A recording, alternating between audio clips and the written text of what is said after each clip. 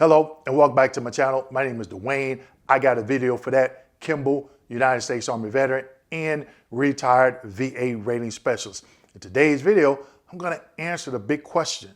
Will it hurt your VA claim if you submit multiple conditions at one time? Now, as a VA rater trained by the VA, I've rated single claim conditions like tinnitus all the way up to 40 or 50 claim conditions at one time. So in today's video, I'm going to answer that question and break it down for you.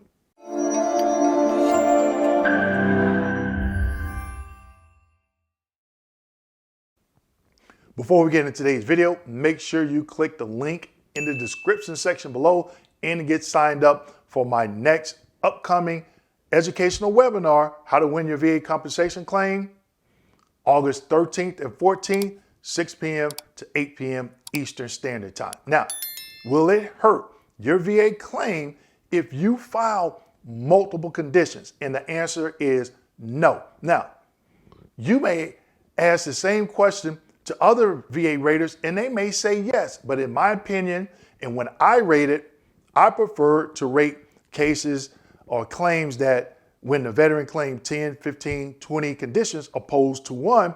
Here's the reason why. VA employees are on quotas.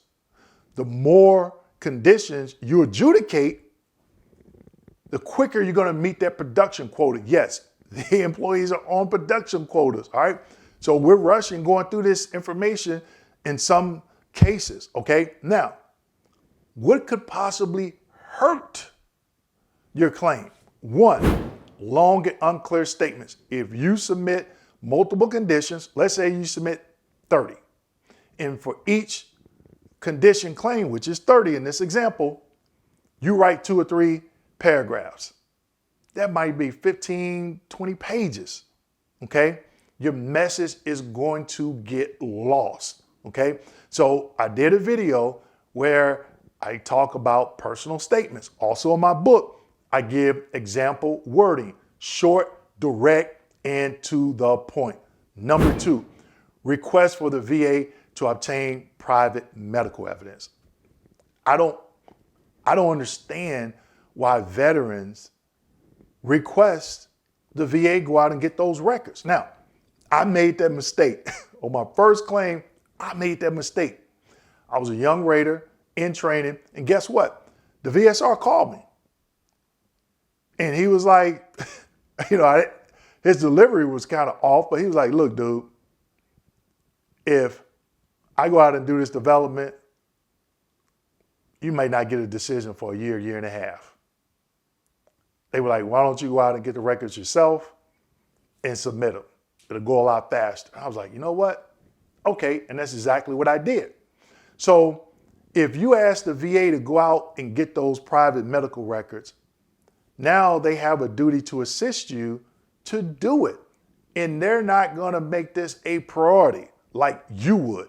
So wouldn't be a bad idea, you the veteran, you contact those private medical providers and get that information yourself and you submit it with your claim. That's a nugget. That is a nugget and it will save you a lot of time and heartache, okay? Number 3, submitting thousands and thousands and thousands and thousands of paperwork. This is your claim, you can do it. But I'm gonna tell you as a former VA rater, I'm behind on my quota. I'm not looking through 10,000 pages of evidence trying to find a needle in a haystack. Not gonna happen, okay? And I seriously doubt that any other VA employee will do the same. Again, they are on production quotas. Set them up to be successful in adjudicating your claim. Why would you submit 2,000 or 3,000 pages of documents? Vets, I didn't see this. I've seen where vets, they sent in a whole, what is that, ream of paper, like that box or printed paper, and they put all this medical evidence in there and they send it to the VA. I've seen it. And raters like, I don't want to rate that. No. And the majority of it was progress notes from the VA Medical Center. VBA employees that work on the compensation have access to that. You don't need to send that in unless it's past 2005. Okay?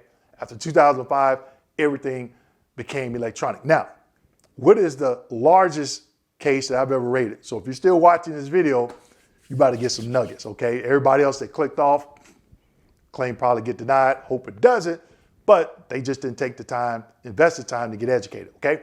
So the largest claim that I ever adjudicated, the veteran claim, I want to say it was 45 or 48 conditions. And I was a young rater at the time, okay? And the supervisor at the time was filling in for my primary supervisor. And I knew him, he was on my van pool. I'm like, dude, what are you, man, you trying to, mental or whatever, or depression or whatever. I'm like, 45, 48 conditions. He's like, trust me, you're gonna thank me when you do it.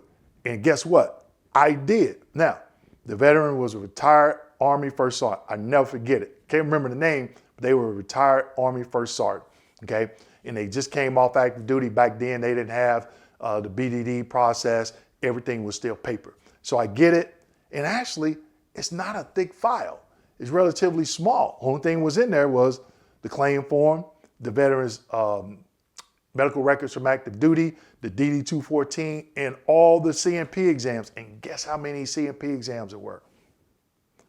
I think it was between 15 and 20. Neck, back, shoulders, all of that. And those exams each were like 12, 15 pages, okay?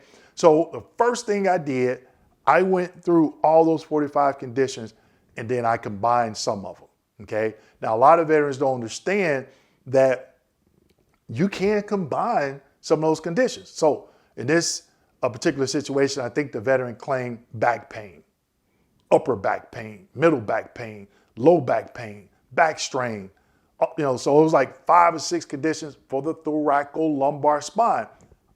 You have to combine all those because it's one. You cannot break the back out. So he had like back arthritis, back pain, back strain, upper, middle, lower, all that. You have to combine it. So once I made that determination, then I jumped over to the CMP exams, okay?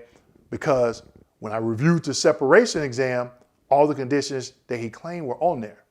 So I didn't have to go back through any of the medical records from active duty because everything that veteran was claiming was on their separation exam. So if you're on active duty, I just gave you a nugget there, okay? It took me about, I want to say all day, maybe a day and a half, because I was sort of second guessing myself, but it didn't hurt that veteran's claim. And guess what? When I completed it, I made my production quota for 2.5 days off that one claim. Okay? It didn't hurt the veteran at all. Now, you may hear some VA employees say, oh yeah, it'll hurt because they don't want to do their job. They don't want to have to just sit there and take the time and go through all this information. Okay? So for them, yeah, they will say it will hurt you. But in my opinion, as a former VA rater that has rated claim conditions from veterans that were 1, 10, 15, all the way up to 40 or 50, no, I don't see how it can hurt your claim besides the 3 things that I noted in this particular video, okay? So with that being said, make sure you like, subscribe, hit that notification button, and don't forget to share this video with your fellow veteran. Thank you.